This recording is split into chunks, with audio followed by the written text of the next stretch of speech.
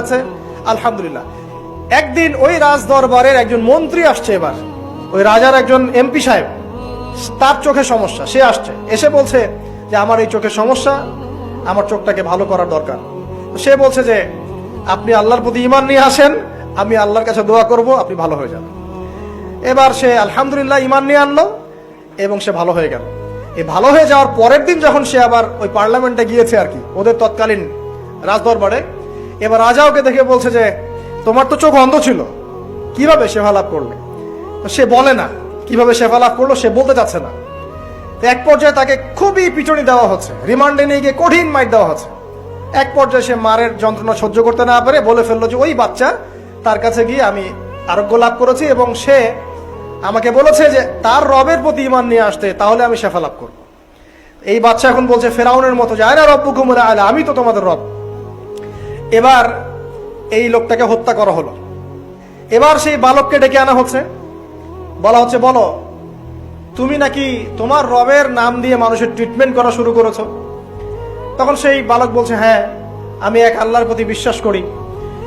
এখন রাজা বলছে আমি ছাড়া তোমাদের কোন ইলাহ আছে আমি তো জানি না।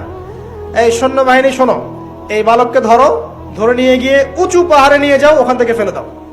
এবার তাকে নিয়ে যাওয়া হলো, ক্রস ফায়ার দেওয়া হবে, এবার উপরে নিয়ে নেওয়া হয়েছে, একদম পাহাড়ের উপরে।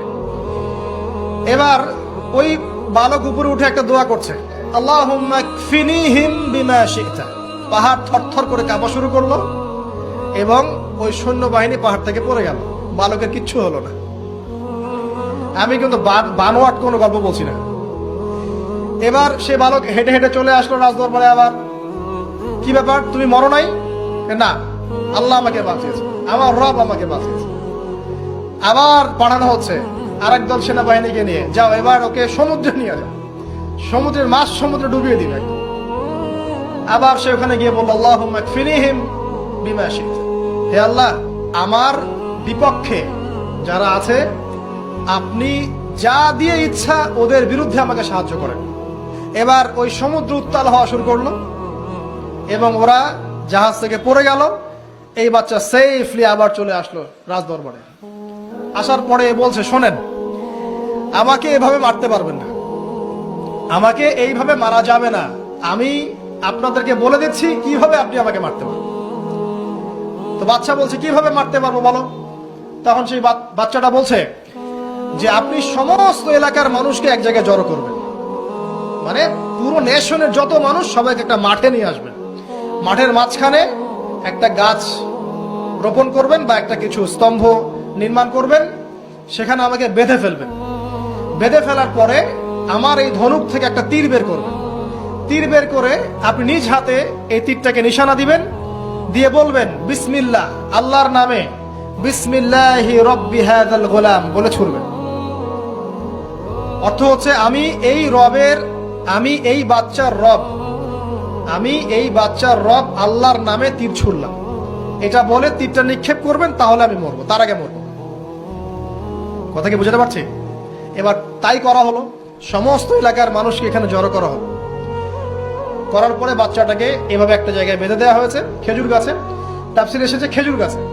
এবার সে এখান থেকে তীর বের করে বাচ্চা বলছে বিসমিল্লাহি রব্বি হাযাল গোলাম, নিক্ষেপ করলো। তীরটা ঠিক, আল্লাহ পাকের দৃষ্টি দেখেন এত সূক্ষ্ম, ওইটাই বর্ণনা করেছেন।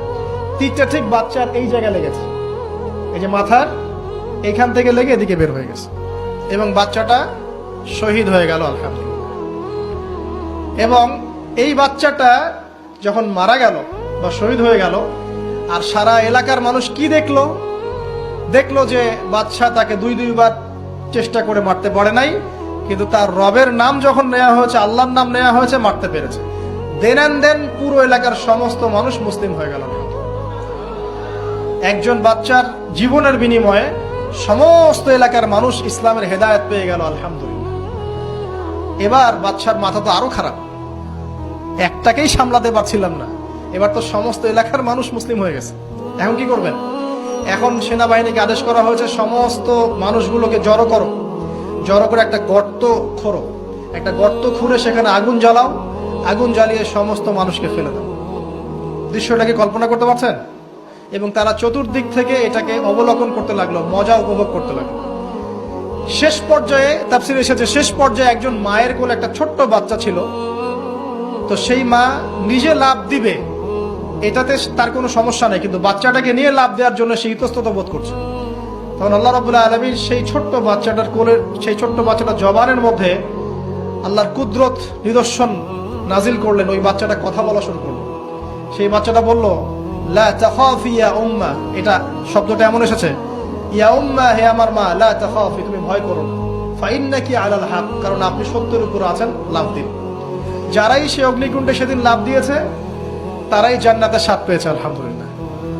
এই হলো আসহাবুল উখদুদের ঘটনা, যেটা আল্লাহ রাব্বুল আলামিন সূরা বুরুজের মধ্যে বলেছেন।